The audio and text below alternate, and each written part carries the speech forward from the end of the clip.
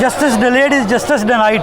हमारे साथ तो यही हो रहा है। इतने अरसे से आपके सामने है जो पेंडिंग जो प्रोसीडिंग्स चल रही हैं, वो आपने देखा है कि पुलिस वाला सोफ़े के पीछे से छुप के वो देखी जा रहा है कि कोई साजिश हो रही है, और इतनी बड़ी अहम मीटिंग के अंदर इस सबूत के अलावा कोई सबूत पेश नहीं कर सके। बाकी तमाम लोगों की जो ज़मानतें हो चुकी हैं, तो हमें तो बड़ी उम्मीद है। अब तो इस वक्त हम कि सब जुडिस मैटर है, उम्मीद ही कर सकते हैं कि अल्लाह करे कि कल इंशाल्लाह, कल अब जज साहब ने किया इंतज़ार करने के बाद कि कल ऑर्डर रिजर्व फॉर ऑर्डर्स है टुमारो, तो उम्मीद करते हैं कि कल का दिन इंसाफ की सरबुलंदी का दिन होगा। सर ये बताइएगा, 9 मई में वो लोग जिनका मुलव्वस होना पाया गया है, जो लोग उस एहतजाज में शरीक थे, उनकी ज़मानतें हो चुकी हैं, लेकिन एक ऐसा शख्स जो उस वक्त मौजूद ही नहीं था, उसकी ज़मानतें डिलेट क्यों है? सर ये सारी की सारी चीज़ें अगर तो इंसाफ सही मानों में हो तो ये तो 15 मिनट का केस नहीं है। आपको पता भी है ये किस तरह से हो रहा है। उसी मामलात के अंदर बहुत सारे लोग हैं जो गाड़ी के ऊपर बैठ के नारेबाजी करते रहे, जो अंदर बैठे रहे वो 10 महीने जेल में हैं, ऊपर बैठे नारेबाजी करने वाले वो आराम से मौज कर रहे हैं। तो ये असल में 9 मई का इशू नहीं है। ये इशू ये है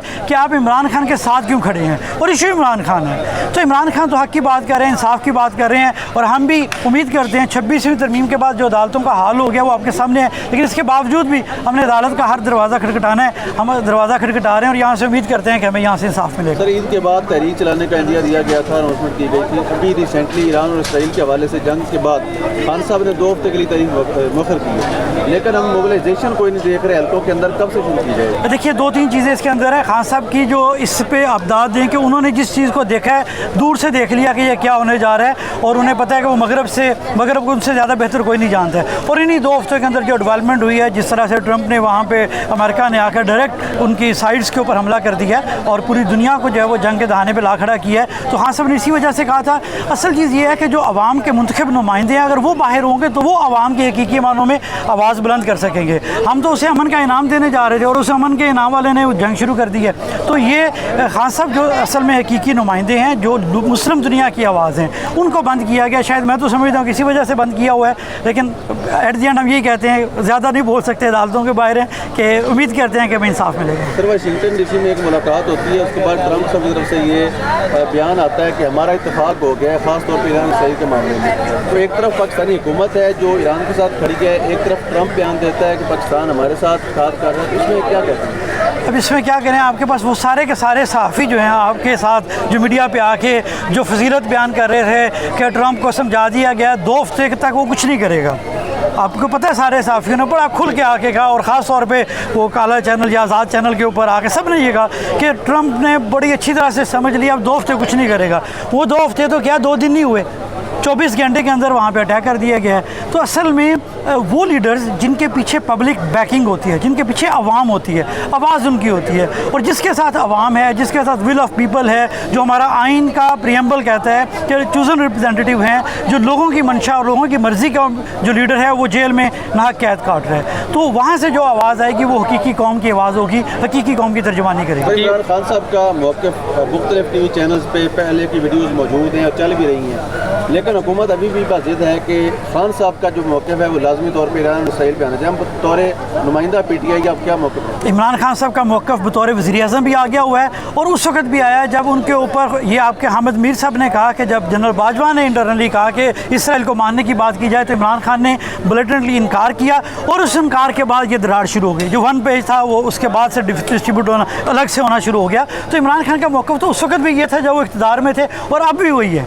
हमारा मौक़िफ़ यही है। लेकिन यहाँ पे जो लोग हैं, आपको पता है ये जिस तरह से अपनी मंजूरी कर रहे हैं कि हमें ही मंजूरी मिल जाए, हमारा ये सिस्टम चलता रहे, और जिस तरह से ये रजीम चेंज ऑपरेशन हुआ उसके सारे के सारे लोग हैं जो आपको पता है उसका जो हिस्सेदार हैं वो वहीं से शुरू हुआ था, डोनाल्ड लू से शुरू हुआ था, वो सारे उसी की तरफ देख रहे हैं। लेकिन मैं अगेन बात वही करता हूँ कि अवाम की मंशा का जो लीडर है, असल फैसला उसका होता है, और वो असल आवाज़ अडयाला जेल से है। ये आज भी खुद इतने बोगस हैं लोग हैं, इतने जाली लोग हैं कि अपनी आवाज़ नहीं है, वो आवाज़ की तरफ खुद भी देख रहे हैं कि इमरान खान की क्या आवाज़ होगी। तो आप में से किसी को भेजें ना, हम तो कहते हैं कि मीडिया को भेजें जाके इमरान खान की आवाज़ लें, लेकिन वो जाने भी नहीं देते, मिलने भी नहीं देते, जो मैंडेट असेंबली में उसके लिए भी नहीं जाने देते, उन लोगों को भी नहीं जाने देते, फैमिली को लोगों को नहीं मिलने देते, और कहते हैं कि इमरान खान का स्टेटमेंट है। तो इमरान खान के तो स्टेटमेंट ऑलरेडी मीडिया के ऊपर मौजूद है। अभी एक रिपोर्ट आई है जिसके मुताबिक 12 खरब का टीका लगाया गया है पंजाब हुकूमत की तरफ से, तो इस पर पाकिस्तान तहरीक इंसाफ क्या रद्द-ए-अमल देगी, क्या लाएगा? ये 10 खरब रुपए का और रिपोर्ट है जो कल मैंने जो हाईलाइट हुई है, जंग अखबार में छपी है। और रिपोर्ट किसकी है, ये किसी सहाफ़ी ने नहीं दी, किसी और ऑर्गेनाइजेशन ने दी, ऑडिटर जनरल ऑफ पाकिस्तान की रिपोर्ट है। ये सबसे बड़ी जो रिपोर्ट है, बेज़ाब्तगियों की बात की गई है और उसकी आगे डिस्ट्रीब्यूशन की गई है, कहाँ पे ज़्यादा पेमेंट्स की गई हैं, कहाँ पे 2 नंबरी हुई है। 10 खरब रुपया पंजाब में एक माली साल में 2024-2025 में। तो वो कहते हैं ना, जो सबकी माँ आ गई है, पंजाब का बजट खा गई है, तो वो ये वाला वो काम है, ये गुड गवर्नेंस है। लेकिन आपको क्या मिलेगा, जो टीवी, जो हमारे नेशनल मीडिया चैनल्स हैं, वहाँ पे ढोलकी बजा रहे होंगे वो चंद एक सहाफ़ी, good governance, good governance, good governance. ये है गुड गवर्नेंस। वो 30 अरब की सफाई हुई है, वो 10 अरब के टोटल जानवर थे और ईद के मौके पर 30 अरब की सफाई कर गया। तो जिस तरह से उन्होंने फंड्स खाए हैं वो आपके सामने है। तो क्योंकि इन्हें अवाम का दर्द नहीं है, मैं बार बार ये कहता हूँ कि अवाम के मुंतखब नुमाइंदे नहीं हैं। जो अवाम का वोट लेके आएगा वो अवाम का दर्द रखेगा। ये तो अवाम के वोट ही नहीं लेके आए हैं, जाली नुमाइंदे हैं, जो मर्जी करेंगे, इधर की आएगी उधर लगाएंगे, उधर की आएगी इधर लगाएंगे।